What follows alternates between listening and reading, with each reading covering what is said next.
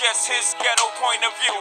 Like, people are getting to know Tony Yayo as well, and Eminem starts hearing the mixtapes, reaches out to 50, flies him out to meet Dr. Dre, $1 Million deal. Oh, I never Shady forgot. aftermath. Look, I remember the day on the phone, Eminem was on the phone. It was Eminem, D.O. Scott, me, 50. I think Smurf was there. Was Banks there? I'm not sure. I know Smurf was there, and a couple other niggas. And at that time, Cristal was popping. You know, and there was a bottle of Cristal, and the deal was signed. And I was just like, Eminem. It was just like, you know, a lot of people, you know, Eminem is like, he's in my top 5 MCs, so it's like, slept on. I mean, come on. By that time, the Marshall Mathers LP had already dropped, which was like sold like 20 million copies. Like, this was one of the biggest artists on But earth. I say for me, for one verse was Renegade when him and Jay, because it was just like, and he was like, and he had the better verse. Yeah, he showed his rapping capability that for the hood. Yeah. So I mean, before I even knew Eminem or anything, it was like Renegade was like made me a fan.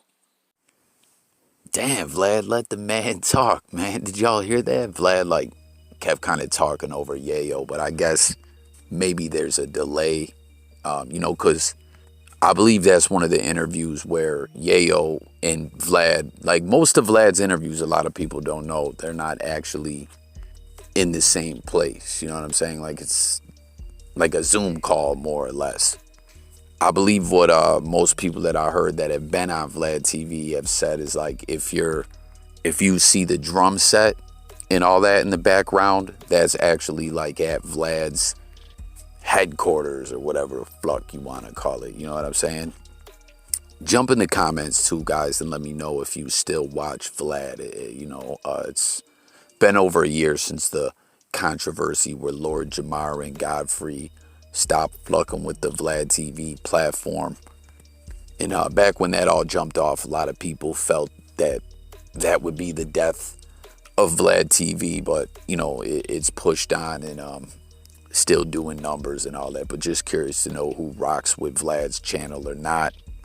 A recent episode of Math Hoffa's platform, they did an interview with Vlad, and they were kind of getting into a lot of different conversations regarding hip-hop history and stuff like that. And, you know, they were more or less saying, like, Vlad, in their opinion, really loved hip-hop and, you know, was more than just this individual that the picture gets painted of him, or the narratives, you know, that and stigma kind of around VladTV, I guess, if that's making any sense. I don't know if I'm wording this quite properly, but they basically were like, yo, Vlad, you really love hip-hop, and pretty much said that in their opinion he wasn't a culture vulture. But aside from all that, comment with your thoughts on all that. But aside from all that, you guys hear that clip, Yayo speaking about you know, signing the deal with Shady Records, which I think the 18th year anniversary passed, or 19, I don't know, when was that, like 02? It's got to be getting close to 20 years since that all went down. But it's kind of crazy to sit back and look at things nowadays, you know. Yayo, Banks is off doing his own thing. G-Unit pretty much doesn't exist anymore. I mean, I believe technically Uncle Murder is still a part of G-Unit. I don't even know, I haven't seen much from him recently. And we know Fifth doing TV, selling liquor, other stuff like that. The bond between him and Eminem is still as strong as ever. You know, they're super tight and all that, but it's wild to see that Yayo and Fifth don't seem so tight anymore. I don't know. Who knows? But I still got to dive into all these Yayo VladTV interviews. I was real interested when I saw that he was popping up over there on the platform. As you know, like, everyone always looked at Yayo as Fifth's right-hand man, almost kind of like his hype man in a sense. I mean, he's dope, but to me, it kind of felt like he never took rap super serious. And then, you know, when G-Unit was having its initial buzz to the masses, push to the masses, you know what I'm saying, after the deal, we know Yayo was locked up. And I believe all we ever really saw from him was like one album, I think, right? But on those mixtapes, man, he spit some hot ish. Y'all know that one where he's rapping as crack, that I think I brought it up in blogs before. That is just crazy, where he's talking about you can sniff me, cut me, I turn you to a junkie. I'm the #1 seller in the whole fucking country. What do you say? White street dudes, they cop me on the low.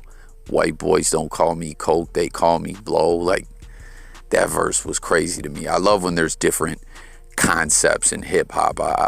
Like, you know, Nas, or no, not Nas, Nation of the Bravehearts, I believe it was, rapped as a bullet that splits through your dome. Nas rapped as a prison cell. The Game rapped as Tupac and Big and Eazy-E, like right as they were passing or whatever, or after their death from beyond the grave. I can't remember. I just like dope concept like that in, you know, music and the art and everything. But those mixtapes, you know, reportedly was what caught Eminem's eye. Like, thinking back to that time, I remember when it popped onto MTV News, a friend of mine, like, was heavy in the mixtapes, you know what I'm saying?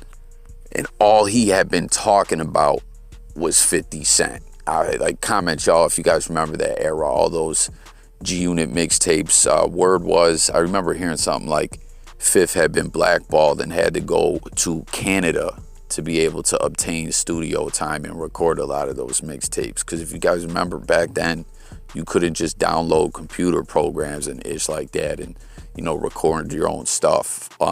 It was harder, you know what I'm saying? You really had to secure a studio, book time, pay money and all that. But Fifth, Banks, Yayo, G-Unit, they busted their ass, and, you know, they got busted their ass grinding, putting that music out, never stopped. Everyone was fucking with those mixtapes. The music was fire, man. Eminem called and you heard him, you know. They sealed the deal with contract signing, bottle of Cristal, and the rest is history. But the big headline here regarding, you know, this segment of the interview was that Tony Yayo said Eminem is top 5 in his book. And what he said about Renegade, you know, even with all the success that Eminem had, for him to really, really fuck with Eminem as far as like him rocking with the music, it was when he spit that verse on Renegade. You heard Yayo, like that appealed to the hood. And I really remember that back then. You know, this is when Renegade dropped. I remember this is so far back, what, 01, 02, I can't remember, but people were still listening to the radio. You know what I'm saying? Just your regular local radio. And I remember they played that track back to back. Like, the DJ was like, yo, we just got to run this thing back. And everyone was just befuddled, taken back, blown away by Eminem's verse. I mean, listen, we know the classic line off Ether. Eminem murdered you on your own ish. Like, everyone was paying attention and took notice of that song. It's still crazy to think, too, that Royce da 5'9" was on the original Renegade. Too bad they didn't, you know, keep him on there so he could have got that collab with Jay-Z way back then. But so often that's kind of been the narrative surrounding Eminem and his music, right? That, yo, Eminem's dope, but the streets, the hood don't really fuck with Eminem. A lot of the issues talking about, people don't bump that in the hood, right? Lord Jamar used to say that. We heard Conway the Machine talk about that a little bit. But that Renegade verse, just crazy, you know what I'm saying? And another wild thing, obviously we know Jay-Z's one of the best of all time, but it wasn't like he came with a weak verse on that track. Like, what'd he say? I'm an orphan. What'd he say? I boxed Lefty. Sitting on the project bench, do-rag, holding my waves up, pockets full of hope. Something like, Jay killed it on there, but it was just, that's how dope, amazing Eminem's verse was there. You know, one of the best of all time. Like, real talk, y'all. Comment. What's your thoughts on this, on what Yayo said here regarding that Eminem verse and in that whole narrative about people respecting Eminem's abilities, but not really relating to a lot of his music, and like, you know, that the streets don't really fuck with him. you know, if that's how you feel, did you feel the same way about Renegade, that it was just dope to you? You know what I mean? And all this other stuff we touched on here, the G-Unit mixtape era, prior to signing with Shady Records, after signing with Shady Records, because don't forget, it's not like they stopped after they got the deal. They were dropping them all the way up until like Get Rich or Die Trying came out. And, you know, looking at it full circle from back then to now, the way things played out with G-Unit, you know what I'm saying? Were you surprised that we didn't see more from Tony Yayo? Let's discuss it all in them comments. You know what I'm saying? Hit that button for me, the sub, the bell, the like. Stay tuned for updates if you're new. We talk music, news, sports, and more over here, but it's all about chopping it up in them comments. Till next time, it's Coffee signing out. Peace.